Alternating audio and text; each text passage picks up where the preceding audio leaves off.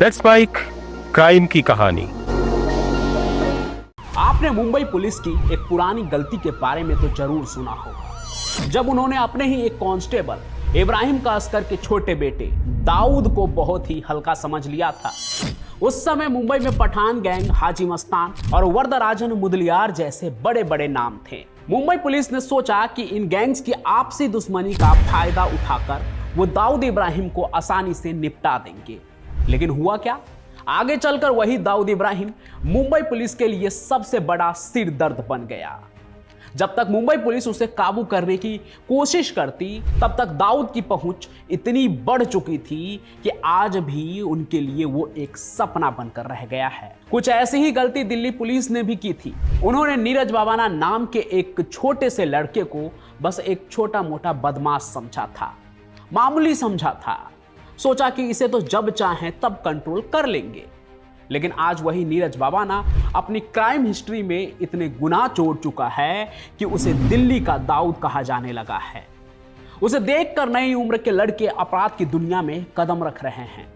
और आज नीरज बावाना का नेटवर्क सिर्फ दिल्ली ही नहीं बल्कि दक्षिण भारत तक पहुंच गया है। नीरज बावाना ने ऐसे ऐसे कांड किए हैं कि उसने कानून व्यवस्था की धज्जियां उड़ा दी।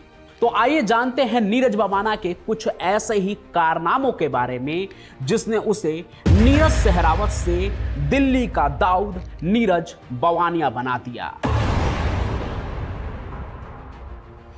एक बस कंडक्टर का बेटा नीरज बावाना गैंगस्टर बन गया। यह कहानी तो सब जानते हैं, लेकिन वो पहला कांड कौन सा था जिसने नीरज को अपराध की दुनिया में धकेला? पता है आपको? नहीं ना? तो देखिए, नीरज जब सिर्फ 15 साल का लड़का था ना, 15-16 साल का, तभी उसने अपराध की दुनिया में कदम रख दिया। साल 2004 में पहली बार उसका नाम पुलिस की डायरी में दर्ज हुआ।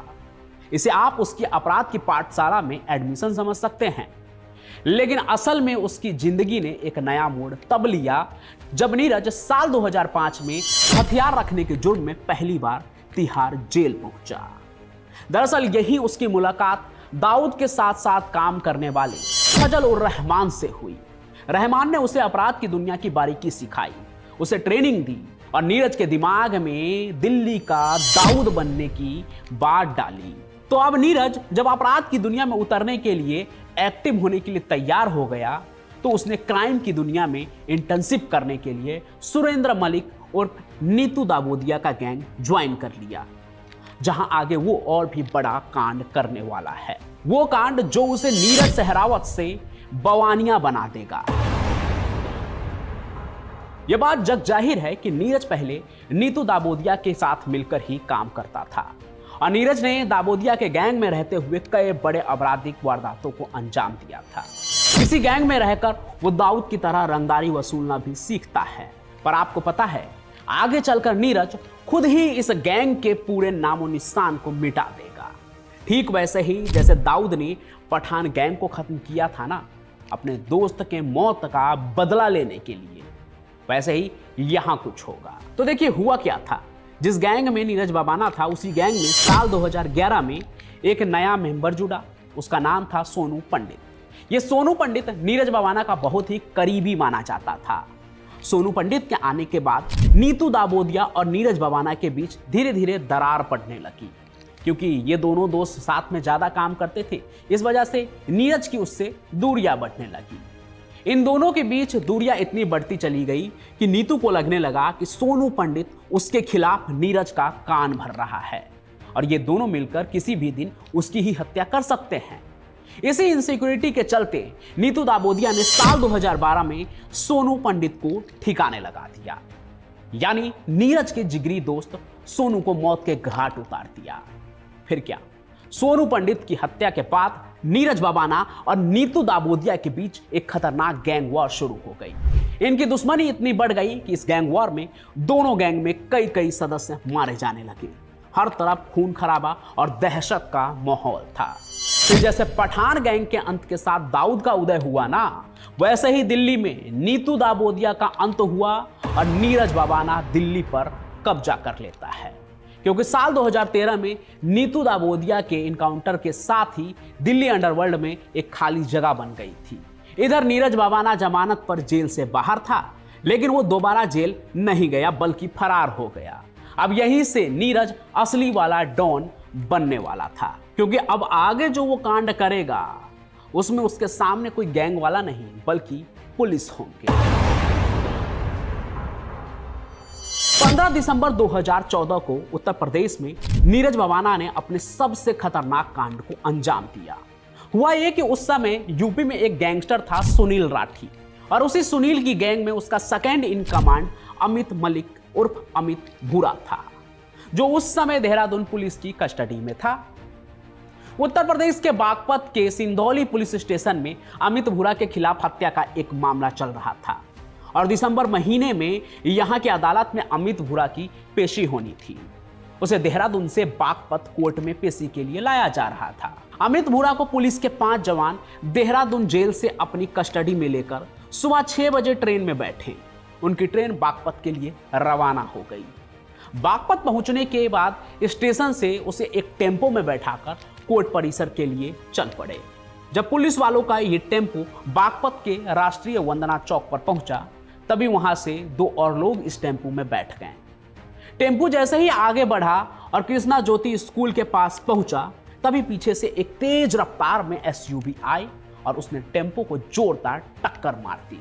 उस गाड़ी से कई नकाबपोश बदमाश उतरे और उन्होंने पुलिस वालों की आंखों में मिर्ची पाउडर झोंक दिया।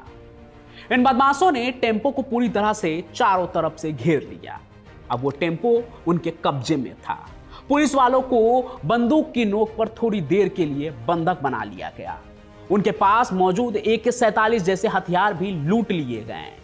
उसके साथ ही अमित भूरा को भी पुलिस वालों के चंगुल से छुड़ा लिया गया। सभी बदमाश तुरंत उस SUV में बैठकर वहां से गायब हो गए।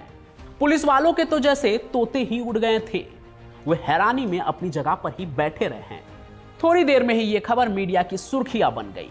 उत्तर प्रदेश से लेकर उत्तराखंड की पुलिस तक हड़कंप मच गया, और इस वारदात के बाद अमित भूरा उत्तराखंड और उत्तर प्रदेश दोनों ही राज्यों के लिए मोस्ट वांटेड गैंगस्टर बन गया। लेकिन पुलिस की हैरानी उस समय और बढ़ गई जब इस वारदात को अंजाम देने वालों में नीरज बावाना का भी नाम सामने आया, क्योंकि अमित भूरा को छुड़ाने के लिए जो लोग आए थे उनमें नीरज बावाना खुद अपने साथियों के साथ मौजूद था, जो इस कांड को अंजाम दे रहे थे। यह नीरज बावाना का एक ऐसा मास्टर स्ट्रोक था जिसने उसे पूरे देश में चर्चा का विषय बना दिया। इसके बाद ही वो दिल्ली पुलिस के लिए मोस्ट वांटेड बन गया। आगे चलकर जैसे जैसे उसकी कहानी सामने आई, वो लोगों और पुलिस के लिए दिल्ली का दाऊद बन गया। यूं तो नीरज बावाना के कांड की लिस्ट बहुत लंबी है, लेकिन ये 3 कांड ऐसे हैं जिसने उसे मोस्ट पॉपुलर बना दिया।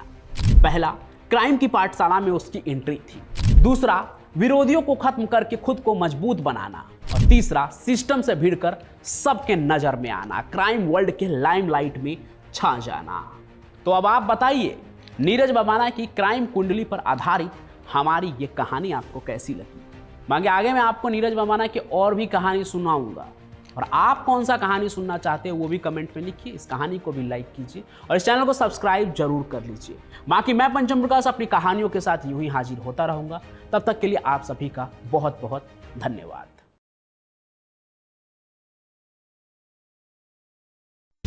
आप सुन रहे थे let's mind more than radio. Follow कीजिए हमें हमारे सोशल मीडिया प्लेटफॉर्म्स पर।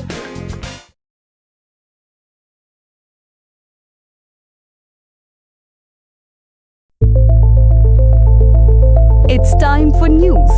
It's time for More Than Radio. Presenting the first radio news app, Let's Mic. Let's Mic, a news-based app on your phone where you get to watch and listen news, talk shows, interviews, radio show podcasts. On Let's Mic, you get all relevant information of TV, print, radio, podcast, and digital. Let's Mic talks about every segment of life.